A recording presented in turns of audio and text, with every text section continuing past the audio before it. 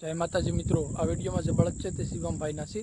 તેમને આ વિડીયો શોખથી મોકલેલ છે. જો મિત્રો આવા જ વિડીયો બનાવીને તમારે પણ અમને મોકલવા હોય, વિડીયોમાં જ અમારો વોટ્સઅપ નંબર આપેલ છે, ત્યાંથી તમે અમને વિડીયો મોકલી શકો છો. ઓકે મિત્રો, જય માતાજી.